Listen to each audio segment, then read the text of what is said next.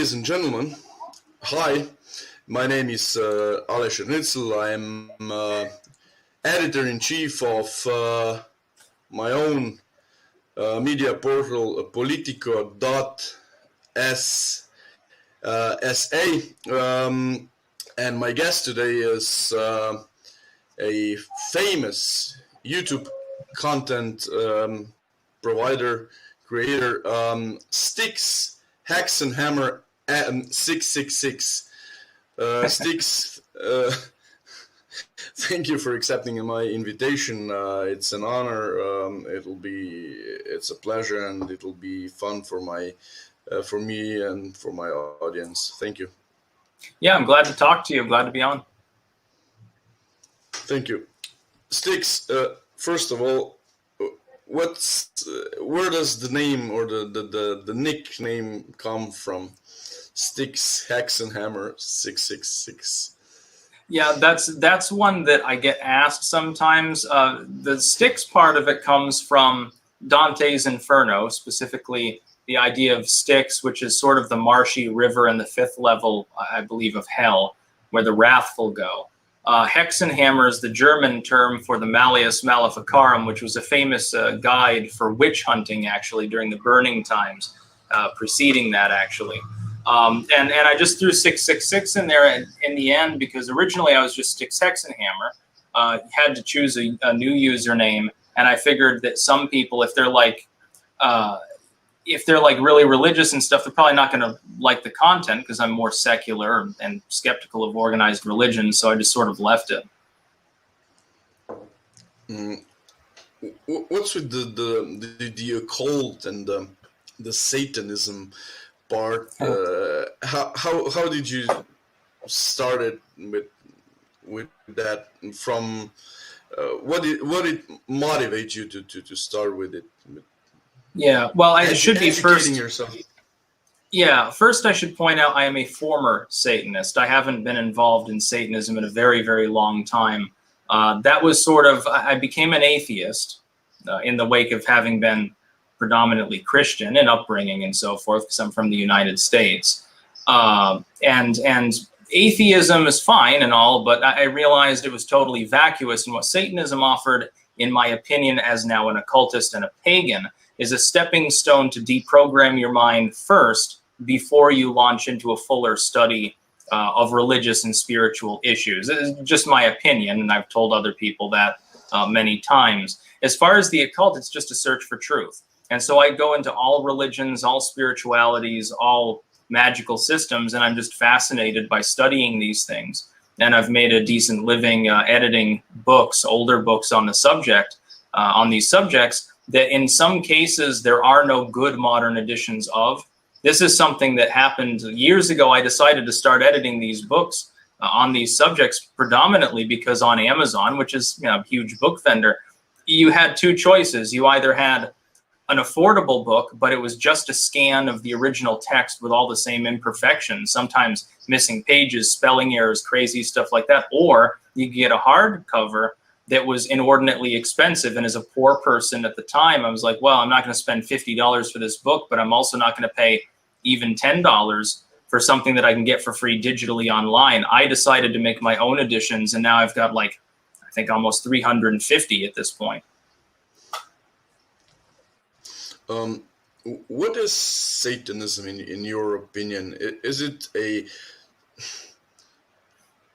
special sort of religion or what? It's well, it's not a religion in the sense that I was practicing it because I was in the path of atheistic Satanism. It's atheism with a floor show. The idea is a lot of it, like the rituals and stuff you find in LaVey's writings, basically boil down to mocking Catholicism more than anything else. It's sort of a stand-in for religion and provides the same psychological sort of things that religion, according to a secular person, is providing just in a psychological sense, while not marketing itself as being particularly transcendental. It's not marketed as coming from an actual, there's no actual Satan according to most Satanists that have ever existed. Those that use that term and believe theistically in Satan, you term them theistic Satanists, there's the term Luciferian, and then there are a handful of people who are actual devil worshippers who are deeply confused, and they're basically just Christians rooting for the other team.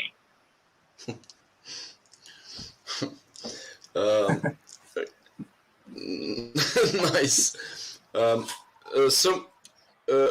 What I wanted to know is, you're a Vermontian, you're an American, you're a co-patriot from Bernie Sanders, if I'm right. How is it there in Vermont? How are Vermontians? Are they predominantly socialistic, like Bernie Sanders, or are they your ideological brothers? No, well, I was born in New Hampshire, and actually New Hampshire is where all the libertarians are on the East Coast. On the West Coast, they go to like Idaho and places like that. Vermonters do not share, by and large, my views. It's a heavily democratic state in the partisan sense. It does have a lot more left-wing activity than most states, but I wouldn't really define it as particularly socialist. Like where I come from in Vermont, which is the Rutland County area, is there's an even number of sort of the hipster left and rednecks. I fit in more with the latter. Country people, farms and forests, stuff like that. That Bernie Sanders only speaks for a part of the state, which is basically Burlington and Montpelier. A lot of people think that Vermont is homogenized, and really, if you go to the Northeast Kingdom, you're in Bumpkinville. If you're in Rutland, there's a lot of rednecks, a lot of people in the working class families and stuff. Burlington is where all the college kids are, and then Montpelier is all the politicians and lawyers and shit. That's where Bernie Sanders comes from Hippieville, basically. The only reason he was successful in entering politics is because at the time in the early 70s, there were a lot of expat hippies who had gone to Burlington and they all voted for him. And now we keep him on as a sort of joke. What made you move to Netherlands, to Nederlanden? Well, I got married to a Dutch woman, so I'm in the Amsterdam area. Which, by the way, some people, I don't understand. Some people say, well, Dutch food is boring. And man, bitterballen is great. I don't know what restaurants they're going to. Jesus. Do you speak any Dutch yet? I can understand, especially a lot of food-related terms, because I tend to go, I'm the one that does the grocery shopping mainly. But I'm not particularly good with languages, which is hysterical since I'm an editor. I'm good with English. I'm good with Old English. And not so good with foreign languages, no. Unfortunately, I can utter a few phrases and some dirty words, and that's sort of my Dutch limitations. How would you describe the situation there in the Netherlands? Netherlands used to be presented, at least to us in Slovenia or ex-Yugoslavia, as a hyper-progressive, ultra-liberal, super left-art country with lots of wheat freedom and whore freedom and so forth. How is it nowadays? Based on my experience in the Netherlands, it's not nearly as like socialistic or progressive or anything, especially beyond the surface, the superficial level. You get like the Pride Parade and stuff, and I know weed is legal, but I wouldn't call that leftist. I would just call that common sense because people are going to smoke it anyway. The red light district is the prostitution. There's no red lights up around in this particular area. And it seems to be more for the tourists than anything else, sex tourism. It's not a progressive society in the way the US left would conceive of it. The tax system, the fiscal system is much more business oriented than what especially the US left would propose. And if they actually experienced it, they would realize the Netherlands is a fairly pro-business, quasi-capitalistic front, in some ways, arguably more than parts of the United States. Certainly, Vermonters would come here, and if they interacted with people, got their real opinions of the actual Dutch that are here, they'd think that they were like the Rutlanders or something. I feel kind of at home. And one thing, though, is very laid back and cosmopolitan. Look around on the street, you'll see every era, you'll hear every era of music. trust me, on their radio stations, it's nuts. You'll see every kind of clothing. You'll see every kind of person from every different background. Like something like 5% of Amsterdam is just US and UK expats, the people from all over the world. At the same time, that is, though, a civic unifying feature and almost becomes quasi-nationalistic in that sense. How strong is ethno-nationalism in Netherlands? Is it even exist? Does it exist? I suppose so. I mean, one thing is I try not to get too much even into Dutch politics because technically I'm a guest in the nation. I'm a resident, but I'm not a full-on Dutch citizen. I can't vote or anything like that. And so really, as a guest, I don't feel that it's my proper place to have too much of an opinion on politics. I know here Wilders is vaguely ethno-nationalistic, but certainly not in the general sense. It's just his argument is that there are certain parts of the world that people shouldn't be coming to the Netherlands from in large numbers. So I don't think he has a problem, and nor seems any of their politicians, with, for instance, US expat, someone from Denmark or something like that. It's mainly people who don't share his religious views, I think, more than anything else. It's mostly that. Would you say that he's even more of a civic nationalist than an ethnic nationalist? Yeah. Similarly as Donald Trump or something like that? Yeah, you could say he's a cosmopolitan nationalist of sorts. It's just that he wants people who actually come to the Netherlands to actually follow the Dutch way. And part of that is the cosmopolitanism. If you're taking in a bunch of people from a hyper-religious culture that don't share that particular view and think gay pride is a sin, think women's rights is a joke, it's problematic, and I can totally understand where the dude's coming from. But I generally don't even make videos on the subject, again, because I'm just a guest in the country. Officially speaking, in the legal sense, I'm a guest. And so I don't think it's right, just as I think that people, if you're in the United States, you're on a green card, you get a visa or something, you're there to work, well, you don't really have a role in politics. You can't run for office, you can't vote, except in California. There's no point to having a strong opinion. You'd probably, excuse me for speculating, although it's not such a speculation. Yeah. You'd probably call yourself a libertarian, wouldn't you? Or are you still a libertarian, or would you call yourself a little bit more sophisticated libertarian, considering the changes in the world in the last 10, 20 years? I'm a libertarian. I'm a libertarian, but people misuse the term. Some people think it automatically means anarcho-capitalism, which I'm not, because I'm not a utopian. I believe in a pragmatic libertarianism where we shrink the size of government, we shrink the role of corporations that are associated with the government, and people try to be cosmopolitan almost in an Amsterdam-esque sense, but there is also a culture, there are certain things that people hold to, and there is tradition. I don't think that this is, some libertarians would say, well, that's not libertarianism. People who are more nationalistic would say, well, that's bullshit. And I get it all the time from all sides, but it's the same thing as someone who's a communist telling me that I'm bourgeois. It doesn't really make any difference what other people criticize. I've come to my own conclusions. I don't think that libertarianism fully encompasses what I believe in anymore, especially when we look at the U.S. Libertarian Party.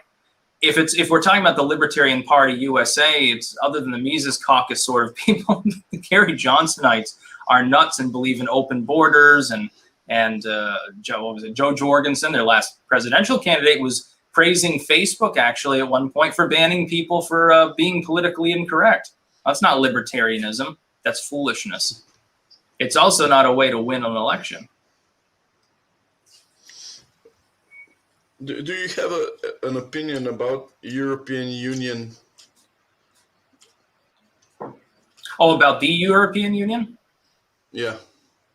I think that by and large it's failed and should be done away with. However, there are some elements of it that are a good idea. For instance, the freedom of movement should apply, but it should be for people that are already within that union, that are within that overall broad umbrella sort of European culture. The idea of a common currency can be helpful, although I don't see any particular impediment to having multiple currencies and just exchanging them interchangeably. I guess it doesn't really make a difference. The common market is a good idea by and large. I mean, if I look around here in the Netherlands, especially for an urban area that's kind of high cost anyway, the cost of goods is not particularly excessive for the most part. It's kind of in line with what I'm used to. I would say one thing that's definitely unhelpful is constantly gunning after the UK, though. It seems like Merkel and Brussels and everyone else have a hard-on for just punishing the poor English as much as they possibly can. I don't know that that's actually going to be fruitful in the end. Do you think that European Union as a union of nations, as some people put it, is can it be saved, or is it doomed, in your opinion, in the sense that we're too far apart? For example, Brussels and the members are some members are too far apart. Mm-hmm. I think that it'll be difficult to save it. Specifically, there's a huge moral difference and social difference, I think, between especially Iron Curtain nations and Western Europe. You have a completely different sort of ethos. It's almost impossible to conceive of a way in which the two views can be reconciled, because Eastern Europe's like, look, we've been through the globalist thing before. We've seen displacement. We've seen censorship. No means no. We're not interested. But at the same time, those nations disproportionately absorb wealth from the collective coffer. In Western Europe, you have people who didn't experience communism or anything akin to it, and that kind of oppression, who have a totally different view of immigration, mass immigration specifically, potentially even displacement level, censorship and so forth, a different view, and also have the additional problem of feeling, I think, a little bit miffed about constantly contributing more than they get back in terms of money. This was one of the main problems of the UK. The UK is like, well, we pay in a pound, we pay in a euro and we get 80 cents back. What gives? What possible benefit is this giving to the nation? It's difficult to imagine, though, which side I think will crack first. People who are more in the Eastern sense, in Southeast Europe, Iron Curtain level, saying, well, we don't want to be displaced. We like our culture, so screw off. Or people in the West who are like, hey, we like our money, screw off. But everyone is aggrieved other than the bureaucrats. So the current system doesn't really make a whole lot of sense. The right-wingers in Slovenia have long had hopes about Visegrad and have long had hopes opposed to the mainstream right wing in Slovenia with Russia and Putin, for example, because Putin looked like a truly traditionalist, conservative, even ethno-nationalistic Christian dictator we would like to have amidst ourselves. Yet in the last couple of months, I heard Putin criticize ethno-nationalism. I heard Putin say everything a right-winger would not hope for him to say.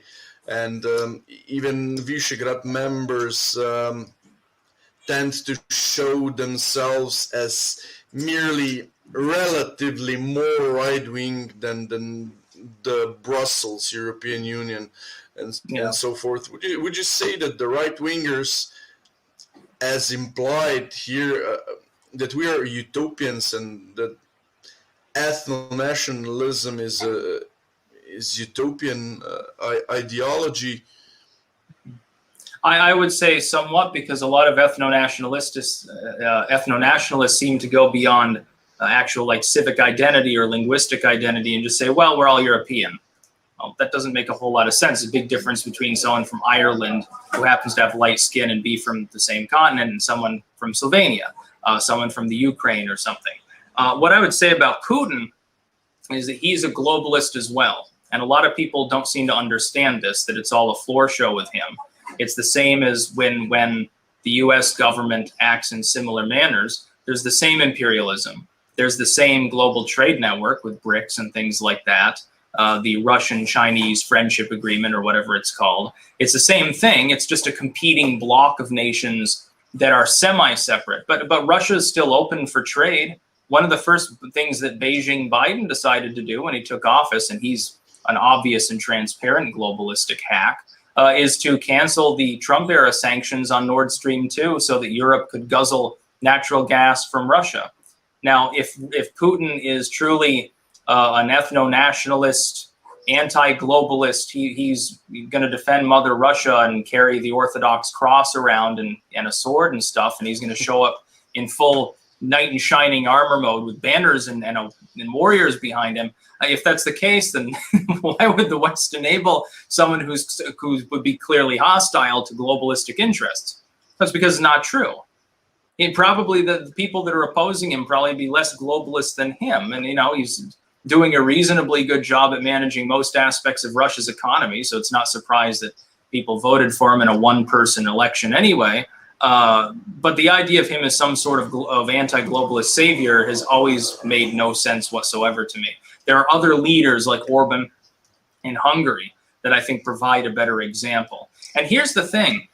You don't have to have hardline, far-right, Stahlheim-wearing ethno-nationalism in order to have a functional culture. That's the other thing. The idea of the conservative movements or nationalistic movements in Eastern Europe with Poland, Hungary, elsewhere, the Czech Republic, the idea that because they don't want to drag people through the streets and purge all leftoid dissidents doesn't make them weak. It makes them, if anything, sane on a modern global scale.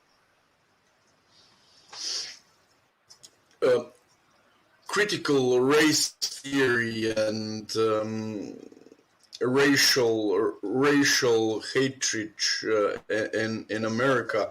Do you think that America has big problems and will have even bigger ones when the whites will be the minority in the States?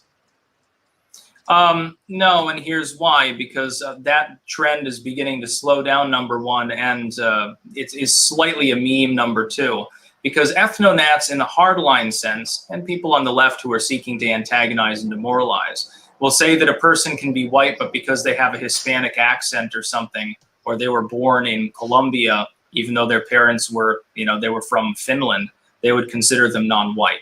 And so when I look at this situation, I say, the statistics are flawed, number one. Most people have a fairly reasonable civic identity, number two, which is an underpinning that goes beyond their racial identity. That's a minority view. It's just, again, it's the squeaky wheel getting the oil, people speaking louder than others. That tends to be the case with the leftoids as well. And number three, we're kind of going in a direction against things like censorship. Gun control peaked 20 years ago and has steadily lost since then. You've got the Crookshank decision gets overturned. You just had a federal court decision not long ago with regards to selling handguns to people under 21. That's going before SCOTUS at some point. People are getting more well-armed, even liberals, by the way. They're getting less tolerant of censorship. They're getting less tolerant, I think, of big government in some ways. It's just that there's no universal sort of system by which they do that. So one person says, well, we need to eliminate more welfare. It's draining the coffers. Another person says, eliminate military spending. But what none of these groups realize, and this would be the killing blow to globalism, is that they should all be reduced. And the United States and all other nations, primarily their government should be looking at things from the perspective of the benefit of their own population that's actually paying them to exist. The problem is that globalists have begun to pay these people too. Do you think that America, the United States, have the moral high ground to define what a democratic free country is, or is this? I seen two of your videos about Cuba, for example. Of course, on the one side you have this leftist socialist saying that this is not true socialism, which is, and on the other side you have this big tech plus American deep state, if I may say so, CIA, Mossad types defining what democracy is, what liberty is, what freedom is, and on the other side, not promoting the same values in America and in the West. For example, big tech is a symbol of censorship in the West, and promoter of freedom and freedom of speech in Cuba or Iran or what's your comment on this? Yeah, I mean, I agree with that totally. It's fairly obvious that there's a hypocritical double standard, and that has to do with money. Of course, you want to promote freedom in Cuba because the Cubans aren't part of that world network purchasing your products. So yeah, you want them to overthrow, the post-Castro regime and buy iPhones and Nike shoes and stuff. In nations where you can already do that, you don't want to promote freedom. You want to curb stomp anyone that criticizes you as much as possible and that criticizes your political partners. It is hypocrisy, and these companies need to be brought to heel. In the meantime, there's new tech. People should be using, not only should they be developing their own sites and innovating as much as possible. Well, there's BitChute, there's Odyssey, there's Rumble. There's Minds.com, Gab, Parler, Subscribestar exists. There are blog alternatives. There's a million different possible alternative programs and apps and everything else under the sun. And people need to start using them. How is your approach towards this dictatorships around the world? This political systems that have been described as dictatorships from the point of view of big tech plus American deep state. I'm not saying that it logically necessarily follows from the fact that big tech plus deep state are hypocritical, that these are righteous systems. It does not necessarily follow. But couldn't it be that there is some righteousness in such systems? For example, I'm not saying that these systems, that these leaders are righteous, but for example, Lukashenko,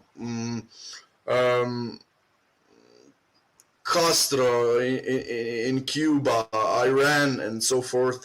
Couldn't it be that there are some righteous elements in these systems? What's your approach? Yeah, there's hardly a nation or a civic system in the world where you won't find some features of it that are good. What I would say is it's fairly self-evident and self-explanatory when a regime is dead set against the concept of personal liberty or freedom as a Westerner would generally hold it to be. For instance, in Cuba, if you protest, you may get killed. That's self-explanatory. In Belarus, if you protest, you might get gulagged. In North Korea, if you protest, you probably get blown away with an anti-aircraft gun, and Kim Jong-un might give you a personal audience and clap as you get vaporized. This typically doesn't happen in Western nations. My problem, though, is that the governments of the West and the big tech firms and the legacy media, what they should be doing is telling people, and they should be moving towards this in every way, looking at Cuba, North Korea, Iran, whatever. They violate human rights. There's no free press. The state-run press at best in some cases. Sometimes there's barely even that. There's no right to assemble. There's no right to defend yourself. Well, those are bad. So they should be trying to promote more liberty in the U.S. and other Western countries. The U.S. should be using money to lobby like Canada to repeal its gun control laws. That's what I think. I think the United States should be promoting actual liberty abroad. And I don't mean just, hey, overthrow the leftoids that are running Cuba. Oh, that's fine, but that doesn't address the fundamental problem. Their problem is centrality to such a degree that even if you kick the commies out and got a capitalist regime, it'd still be corrupt. they would still embezzle money. It'd be run by similar people anyway. It still wouldn't be for the benefit of the Cubans. And then what happens? Then maybe the Cubans say, oh, well, capitalism didn't make the problem better. Well, we'll go back to socialism now. And then you begin the whole thing again.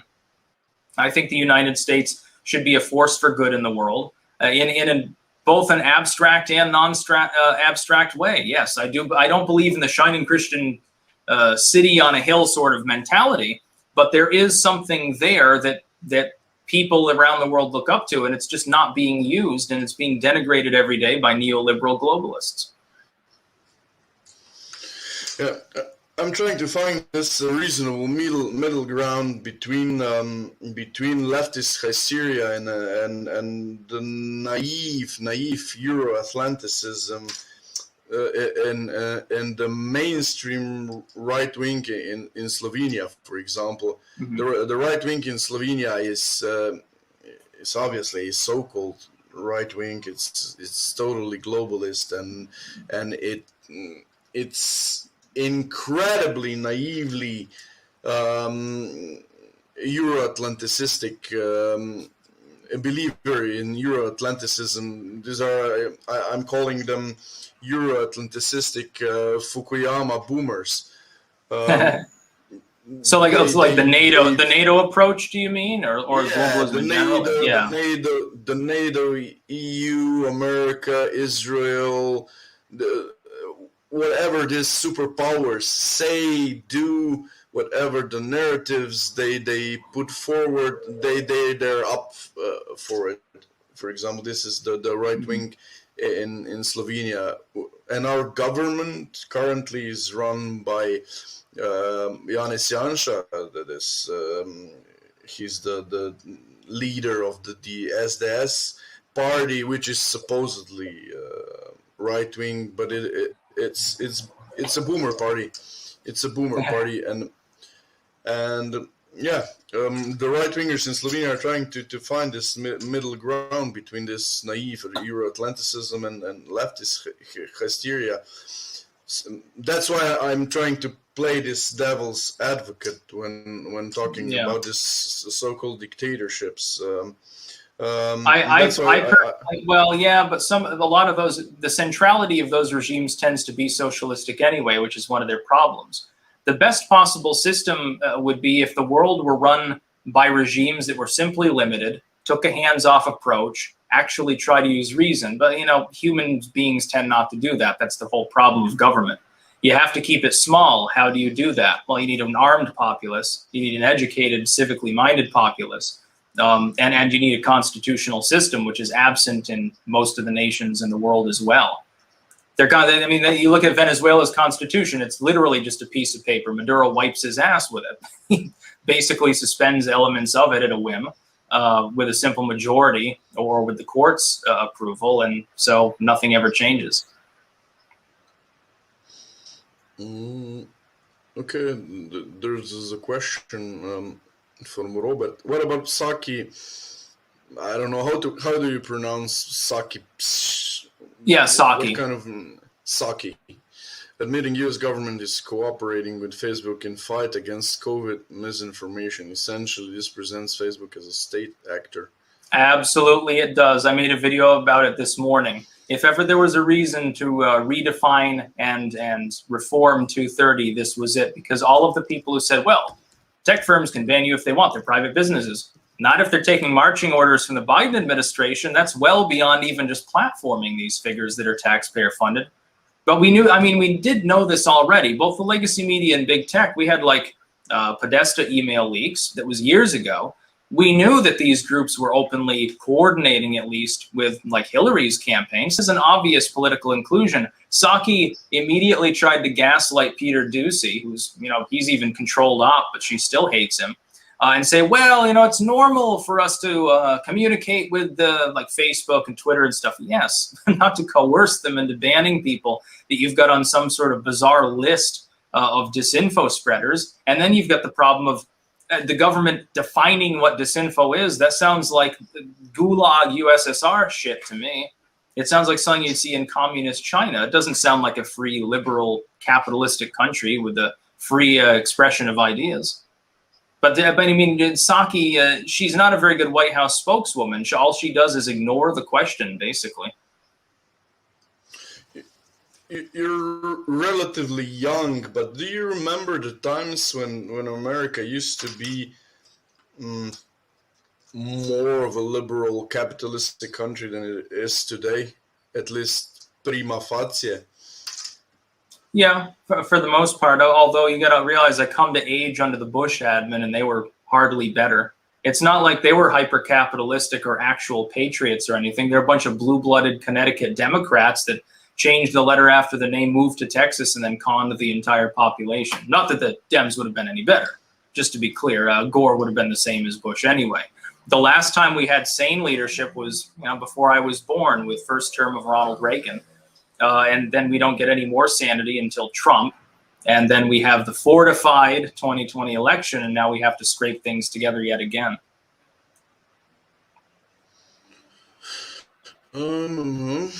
Another question from a viewer. Styx, do you think Christianity and its values are a solution to the problems or the cause of the problems Europe has itself? As in, they only care about you being Christian, even if you're immigrant. I don't think it's a solution or the cause. I think that certain branches of Christianity are potentially a contributing factor in it, though, because turn the other cheek. Basically, religion in and of itself, if you look at most scriptures ever written, not all, and we won't go any further into that because of YouTube's TOS, but if you look at most religions, in and of themselves, they don't preach a corrupted message. It's when they become organized and the priest, the rabbi, the imam, the temple leader, the guru, the shaman uses that religion because of money on behalf of a political or social front, then you have a problem. And that's what's happening in Europe. The churches are being approached by politicians, especially the woke ones, in order to preach their message. Well, that's the problem. This is why I'm not a member of any organized religion. I consider myself a pagan, but I would never join some group of pagans, the Antler tribe or something like that, because it would just get corrupted anyway. Someone would seek money, someone would be hawking merchandise or a political message, and pretty soon the group would take it up, and then you become an outcast.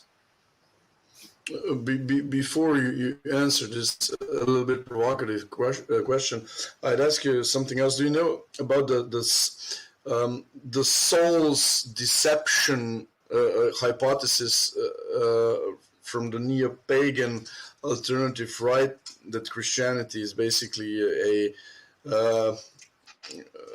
a Jewish deception for the white people, for the European people, for the pagans, basically. For the pagans, in part, it was basically Christianity was concocted by the Romans in order to control the populace under one banner, as opposed to having thousands of different cults. I hate to tell the Christians that are watching this, but yes, that is the origin of Christianity. Now, you can believe in the God anyway, in the precepts of it. Some of the moral precepts are quite good. You can believe in, and I think there probably was some historicity to there being Jesus. But the latter part of the religion, a lot of the laws and doctrines thereupon that were built later, were exclusively built by the early Catholic Church operating under the supremacy of Rome. And Rome was a militaristic, imperialistic, highly regulated, highly hierarchical culture, and that is reflected in Christianity, at least as early Christians interpreted it, and those interpretations got changed over time. Certainly there's a difference between like Catholic, Protestant, Orthodox, Mormons, if you consider them Christian at all, but there are some trappings that tend to remain. Yes, it's absolutely true. Would you say that there's any truth in this question? Styx, why do you support libertarianism, which created a power vacuum for woke capitalism to take over and ruin us? Evil uses capitalism and Marxism, different sides, same coin. Okay, maybe not capitalism. Maybe the more proper term is liberalism and Marxism. But no, I think that the premise is entirely wrong. I think that the woke capitalism is the result of people's own inherent materialism.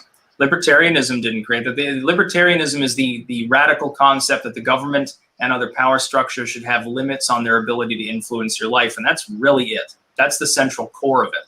Everything else is secondary. I believe that the Constitution should be massively expanded, the U.S. Constitution, that corporations should be partially subjugate to the basic premise if they're providing a platform and so forth. And then you can call it a day. The more you constrain these structures within the limitations with which you're capable of doing so without causing an imbalance, and maybe you get invaded by someone else, I think the better. Nam. I don't know what your opinion is on the term conspiracy theories. My opinion is that this term is being used only by people who don't want to admit that they haven't had any time to dwell into the topic enough in order to be able to have a dispute about it. I'm not saying that there are no crazy believers in some theories called conspiracy theories, but yeah. What do you think, Styx? What is your opinion on 9/11 and the fact that 5 Israelis were seen after the attack dancing and celebrating? 2 of the 5 were Mossad, by the way. I don't know if this is true. I've seen that claimed, and I've never seen a proper source for the Mossad connection, but it is true that there were Israelis that were jailed that day. They had like a van or something, and they were dancing around. What's not clear is the purpose behind it, because apparently it's also been claimed there's some sort of mourning ritual that involves that, and I can't tell because I'm not well versed on Orthodox Judaism in that context. What I would say is that if we look at the 9/11 report and the redactions there, there's also another specific country that was named multiple times, and the Bush admin, because of their business ties, never wanted to tell us, and that's Saudi Arabia. But then when you consider their partnership with Israel, there's definitely a political connection on that level. As far as the term conspiracy theorist, I try not to use it because it's such a loaded term. It would be better to differentiate unorthodox opinion from a person who's clearly schizoid and totally losing it. Because the insinuation is that the latter is automatically the case. The relationship between the United States and Israel, of course, there's this widespread right-wing belief that America fights wars in the Middle East because of Israel. What's your stance on it? Well, first I would say I don't think that Israel truly can be conceived of as a U.S. ally. It's basically the equivalent to the U.S. as North Korea is to China. Or maybe Belarus would be to Russia. These are vassal states, essentially.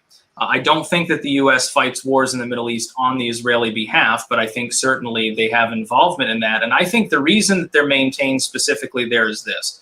It is basically a launch pad for the U.S. military to dock ships and land planes in if we need to invade everyone in the Middle East at the same time. Jade Helm, which is something I did a video, I can't remember, was it 10 years ago or 7 or something like that.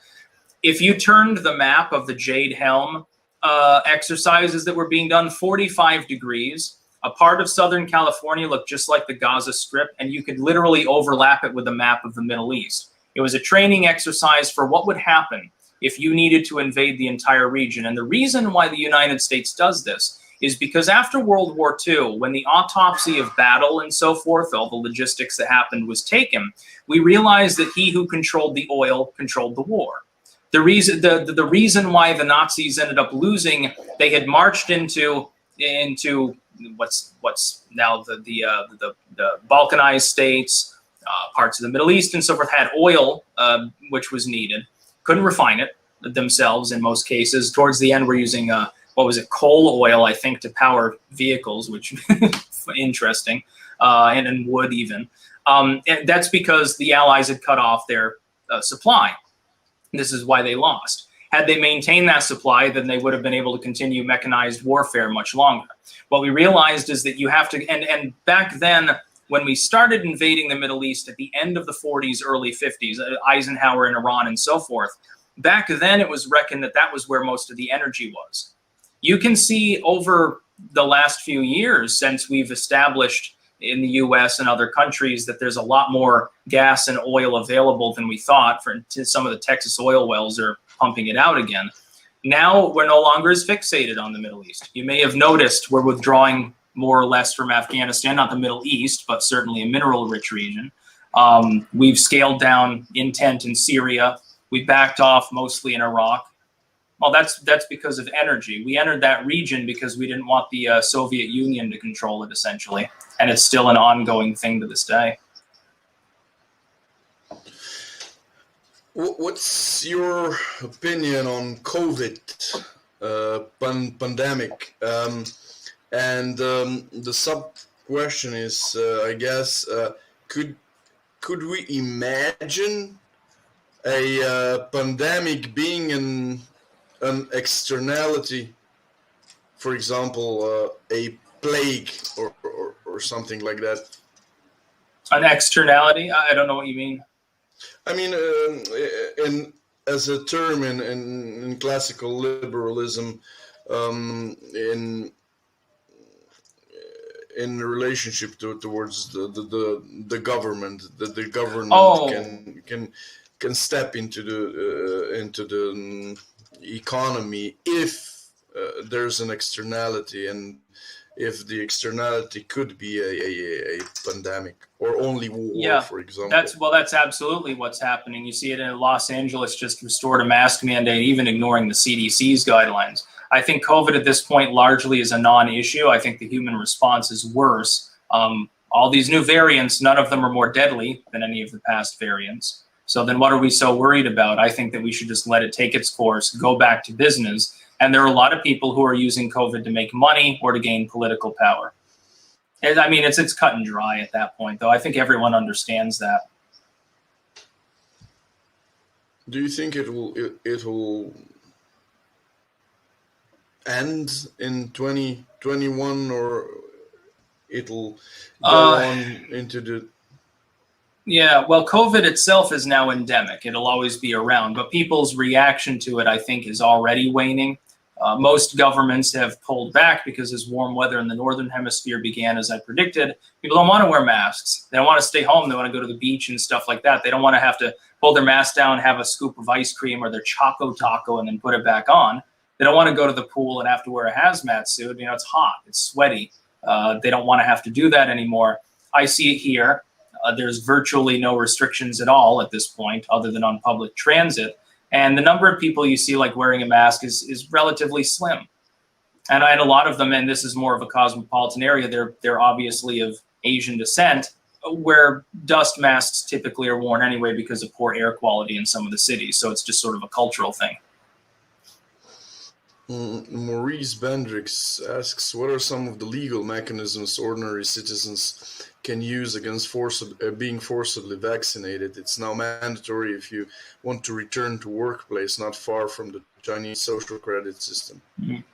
Well, that depends on the country that you're in. Like, I know people were circulating fake COVID vaccination cards, and some people got federal charges against them, but that's because they included the official CDC logo.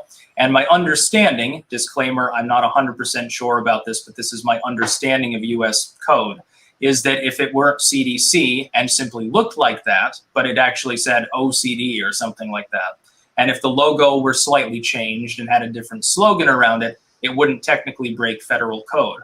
This is, again, just my understanding. If you're in the United States, you should definitely be hesitant to engage in anything you see online without fact-checking rigorously and talking to a lawyer. That being said, find a different job if you have to. If you feel that strongly about it, stand on principle and find a different employer, move to a different state.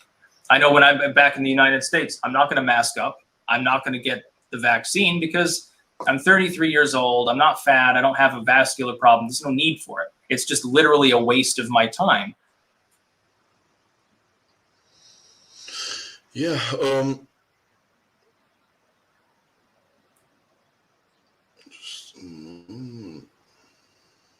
How is it in Netherlands with vaccinations, with mandatory vaccinations? And there's no mandate of There's no mandate. I don't even think that any businesses do that either. It's pretty laissez-faire. But initially, for the first couple of months, there was no reaction. When everyone else in the world was freaking out, the Dutch did basically nothing and got their borders blockaded by the Germans and Belgians because of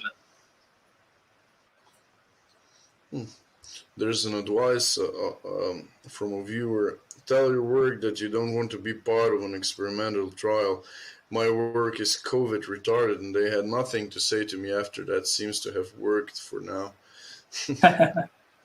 Yeah, if it's not required, then just say, no thanks. If it is required, change workplaces if you can, and if you can't, there is always legal suits. You can say, hey, I'm a Jehovah's Witness now, or whatever religion. I worship the frog god, and the frog god doesn't like needles. Passes out when he sees them. You're not allowed to get a vaccination. There are exceptions for religious groups. I almost forgot when we spoke half an hour ago about Netherlands and ethnic nationalism. I forgot about the murder of a journalist in a crime journalist specifically was in Amsterdam, got shot and died, I think, 5 days later, if I remember correctly. Yeah, well, I don't even know, was he killed by some ethnically non-Netherlands people? I believe that is the case. Yes, I believe so. Which, I mean, isn't necessarily a surprise to many of the Dutch. What's the picture there demographically? I remember when I was younger. Netherlands. I watched football or soccer, as you say in American. Netherlands always had, from the 90s on, good players from Suriname, black players, but the other Dutch players were all European descent and white and so forth. What's the demographic like in Netherlands? Well, the Netherlands is still overwhelmingly white. If you come to Amsterdam, it's multicultural, cosmopolitan. It's still majority white, although the Dutch themselves, I believe, are slightly under 50%. But then you've got British, US, German, Danish, every other kind of European expat as well. It doesn't really seem overall, and partially I think because of the cosmopolitan, very laid-back culture, it doesn't seem to cause the same problems in Amsterdam especially, which is the hub of the country, that it would in many parts of Europe. And it must be for legal and cultural reasons more than anything else. I have a feeling the kind of people that are going to come to an area like this, high price, admittedly, extreme cosmopolitanism, very secular, I think are going to be different from the people who would settle in like Berlin or in Paris or something, especially with governments there that openly are hostile towards their own citizens, whereas here, even like the liberals, like Mark Rutte, who's in charge now, still at least pays lip service to the basic concept of a Dutch identity. The only other one that even kind of does that is Macron, and Macron makes a joke of himself at all times. He says, oh, well, we're going to have to discuss mandatory vaccinations pretty soon if people don't get the jab, and is a total global. It's funny, Macron is the funniest European leader because he's a globalist, but he wants France to be the head of the new global order. He wants to reestablish lingua franca and be like Napoleon, I think. He's got very large ambitions, but he's got a very small pecker, so he can't actually accomplish them. He got woke about the Islamism problem a couple of months ago. Before that, he was explicit globalist. Now he's acting as if he was worried about. Yeah, it's funny. What about Iran? Iran and the United States of America. Yeah, I don't have any strong views on Iran. I realize it's a theocracy or quasi-theocracy in some ways. There's a lot of human rights violations, although it's not any more than like in Saudi Arabia or something. We're allies with them supposedly. I don't really have any strong thoughts on Iran, other than, you know, the occasions where they attack U.S. flagged ships and try to hold them hostage or ransom them, in which case I believe we should blow their ships out of the water that are participating. I think we should just speak softly and carry an extremely large torpedo and sink their ships into the ocean if they involve themselves in shipping. Other than that, I don't see any reason to even bother embargoing them. It's not like Cuba. Under the Monroe Doctrine, Cuba's in the American hemisphere. We have a vested interest in maintaining the stability there. Iran's all the other way around the world. Nobody cares. Yeah. About this human rights violation and this from the United States proclaimed dictatorships all over the world. Could it be that this is all the result of first United States forcing foreign governments to resign with promoting their own quasi-democrat, quasi-liberal candidates, and then embargoing these countries? Could it be that this is all the results of this too? In some cases, certainly that would be potentially, you could argue that's the case for Iran and Iraq especially, I think. Of course, in Iraq, any problems that are there, it's the government that was installed by the U.S. In the nation of Iran, of course, we were ousting the Shah back, more than half a century ago. We ousted the liberal authority first, then ousted the religious authority while helping Saddam gas them, then turned our backs on Saddam and helped the Iranians for a while. It's very confusing. But it's not the case in North Korea.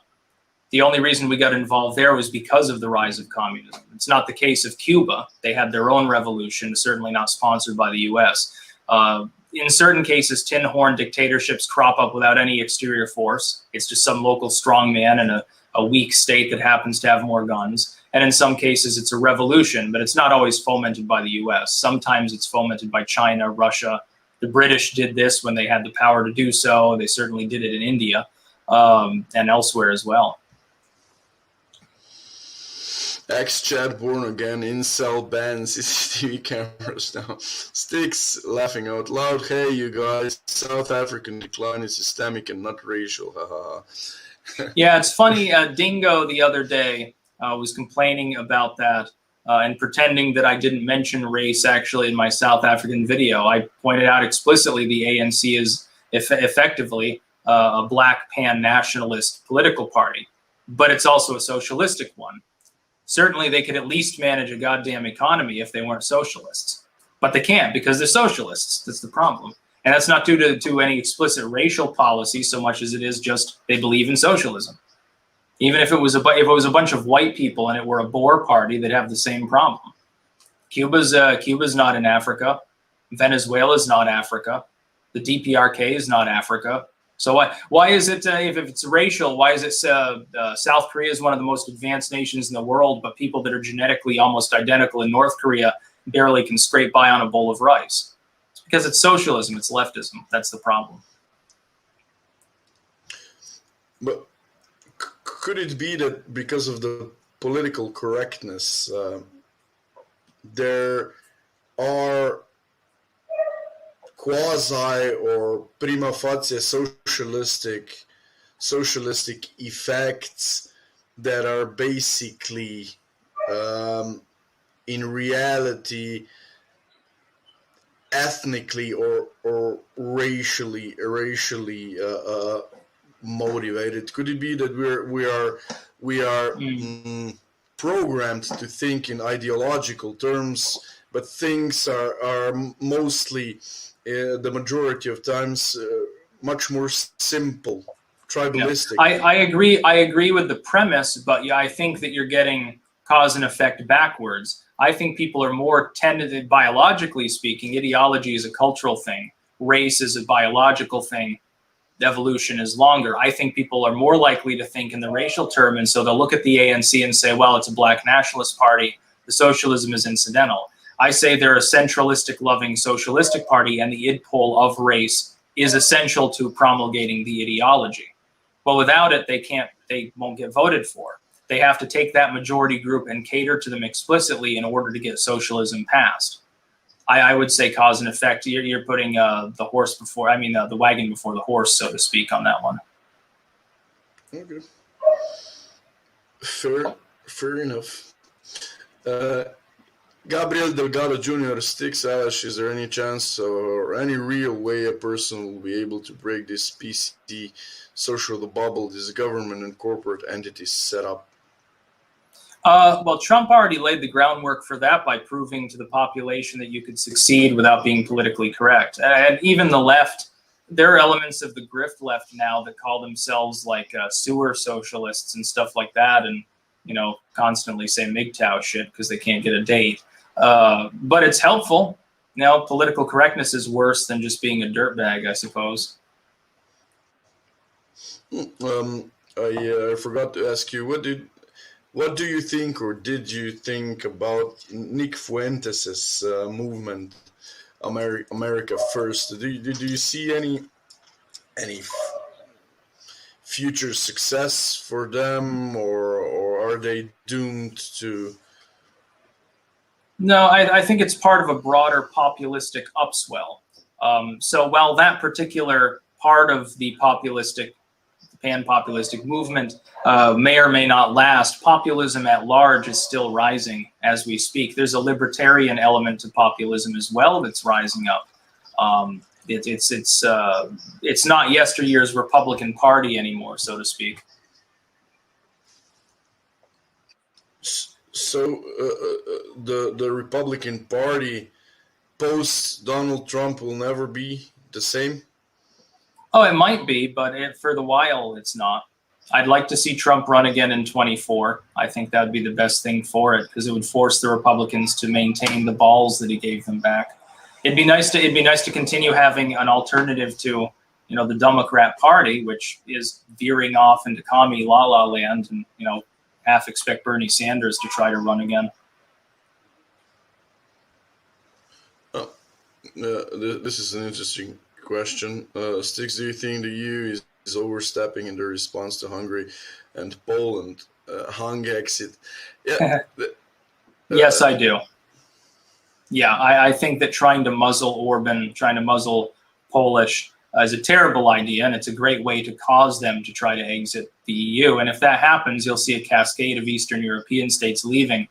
Well, then, okay, you've got Western Europe minus the UK. Okay, your currency is going to be so valuable you won't even be able to trade in the euro anymore. The funny part is they'll be victims of their own success potentially.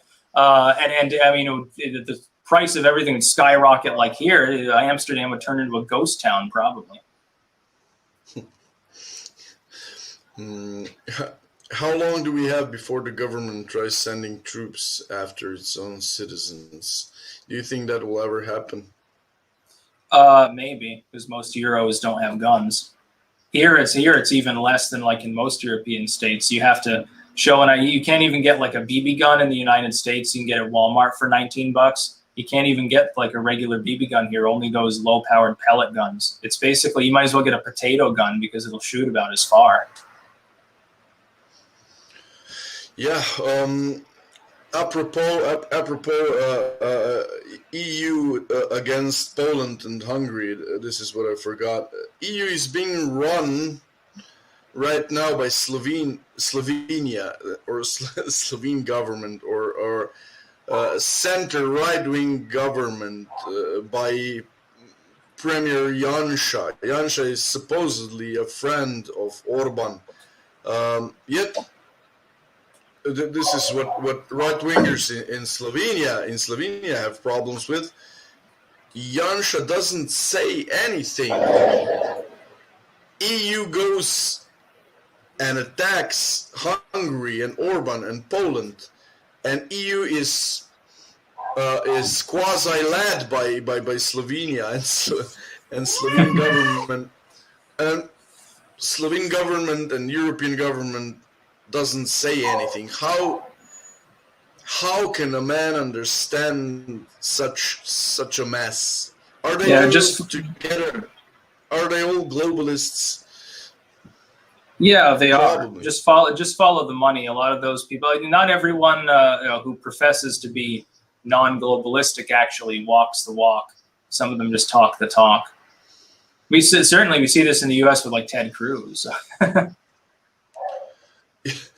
Yeah, Ted Cruz. Would it be morally proper for a non-globalist to be a leader of European Union and not to do anything against globalism if being put in such a situation to have a chance to do it? For example, what would you say? I would say it wouldn't be moral because the EU is explicitly globalistic. It's almost like the prototype for globalism more than anything else. If a person who's not globalistic were put in charge of it, what they should do is attempt to undermine it. They should be seeking for a Europe of independent nations that retain the good parts of the EU framework, like free trade, like free travel for people that are actually European, having certain standards between them. But you don't need hyper-regulation. The problem is the EU inevitably screws one nation or another with every decision that it makes because the economic and moral systems are so different. Those should be hands off. And then it's like some people have claimed, well, if we didn't have the EU, the Europeans would go back to bombing each other. I'm thinking to myself, like, most of Europe doesn't even have an active military. How's that going to happen? It's the Dutch with 18 tanks just invaded Belgium, and the Belgians have 2,000 men on the border to defend them. Germany just decided Anschluss again. It's just not going to happen. Like Poland, I think, has arguably the best military in Europe as far as anything that doesn't involve nuclear weapons or naval groups at this point. Didn't they just order like 500 more Abrams tanks or something? Like I guess the Polish Empire is going to be coming back if the EU falls, I suppose. This is a hypothesis I heard a couple of days ago. I admit it. I'm not a connoisseur, but you might be. I don't know. I speculated. Is there a Sabbatean Frankist cult behind the globalism? No, there's no cult behind globalism other than the almighty idea of having money and power. And you'll find that common to religious movements, political movements, including the ones that I would support. Even libertarians like money. I like money.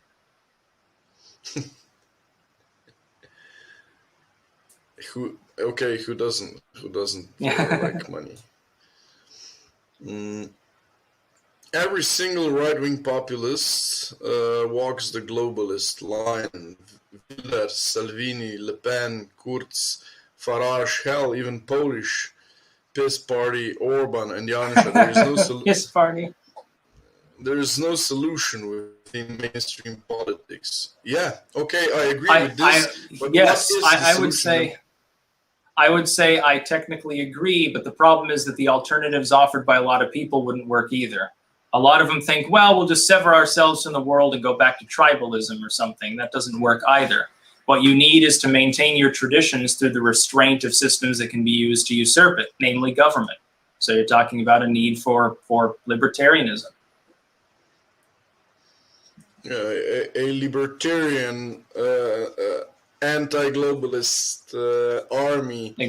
Exactly.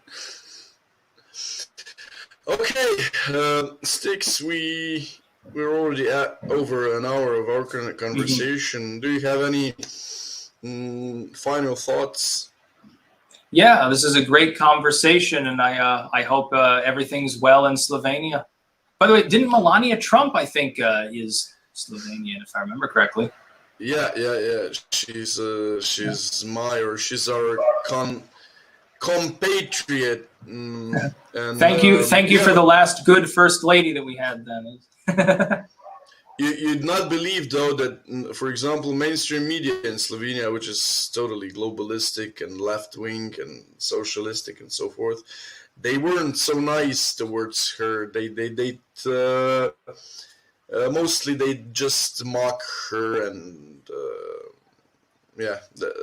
So success the breeds jealousy, I guess. Yeah. Yeah, probably. They did say, yes, she's just a model who caught up with the billionaire or something, like she did it with her pussy or something like that. That's their stance towards the greatest first lady. I'm joking. It sounds like CNN to me. Yeah. Yeah. Now there's a new media in Slovenia, which is kind of Serbian, but brags with being a CNN collaborate or something like God. that. So yeah, that's gonna be a new one. Okay, someone's asking if Melania could be the president of Slovenia. I guess she could be, but I don't think. I'm not sure if I would like her to be. I don't know. She's like, it's my turn, Donald. And Donald moves to Slovenia and lives in a little village of Ljubljana. As long as there's a McDonald's there, otherwise he'll starve. So yeah, we have McDonald's. We have McDonald's. Sadly, we're fat here too.